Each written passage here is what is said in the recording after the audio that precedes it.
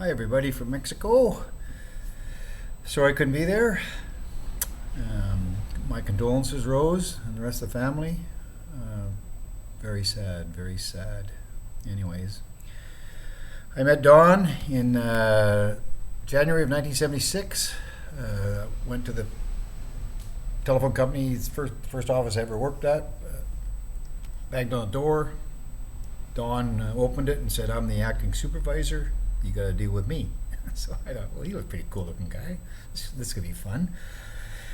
And within a couple of weeks, we were immediately liked each other. And within a couple of weeks, he was coming to the DRA with my dad. We were watching movies during the week and drinking on Sundays and stuff like that. And he was starting to meet some of my buddies. Then we ended up owning a duplex in Oak Bay within about 6 months. And renters were tragic, so we both had to give up our places where we were living and move in. And a whole gang of people moved in with us.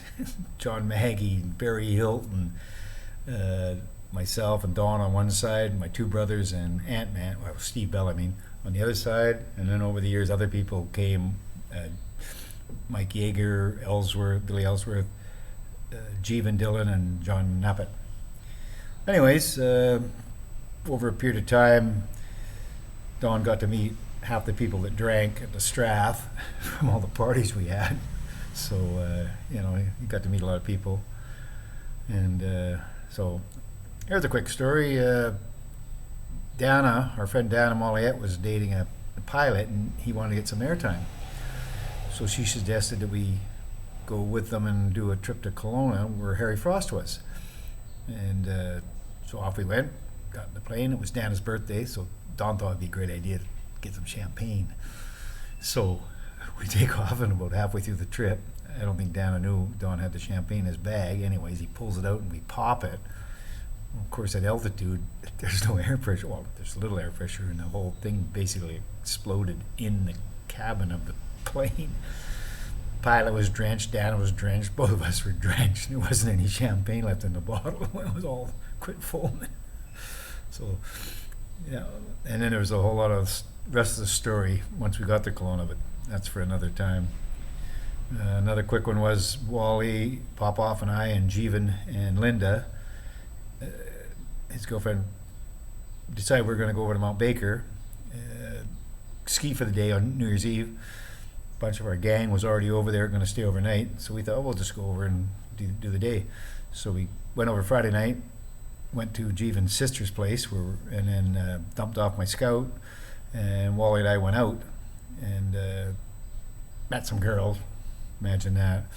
Anyways, we got home at 4:30, and Jeevan and Linda were waiting, and jumped in the Scout. They all fell asleep, Wally included. And so I'm heading for the Sumas crossing, and I take a turn off the highway thinking it's Sumas, but it wasn't. It was the Douglas crossing, I believe. And it says doesn't open until 8:30. And we always want to be at the mountain when the first lift started, which was about 8:30. So I'm driving along Zero Avenue, parallel to the border, heading towards Sumas. And and I didn't know Sumas might not open till 8 either, 8:30. I see this spot where a little bit of a raised part of the bank on the right-hand side. I woke everybody up, positioned the Scout across the road, and took a shot at it and flew the ditch, and everything landed in this field. It was all snow everywhere. It was cold. Mowed through the field between two houses. Got on the main road, hear this grinding noise. Get out, and the wheels on a 30-degree angle. So I knew something was wrong. So anyway, we kept going, and finally we came across the Sumas crossing, and we crossed back into Canada and made it to Abbotsford. And I pulled the wheel off, and I saw it could be repaired. So I went over the payphone, phoned Don, woke him up because it's still 7:30 or 8 in the morning. And I said, "What are you doing?" He says, "Nothing." I says, "Well, how do you feel like coming to Abbotsford?" He says, "When?" I says, "Like right now." And I told him what happened. He says, "Okay." I says, "We got to go with Dad's first and pick up some old wheel bearings." So he did, and got there just before 1. or basically about 1, I guess. I can. Yeah. And anyways, we got the scout fixed. Jumped in his truck, roared up top of Mount Baker, said hi bye to everybody, came back down, left Abbotsford at 6:10, and made the 7 o'clock boat. And Wally and I were at the Strath for New Year's Eve before New Year's. That was pretty cool. But anyways, that's just a couple quick ones.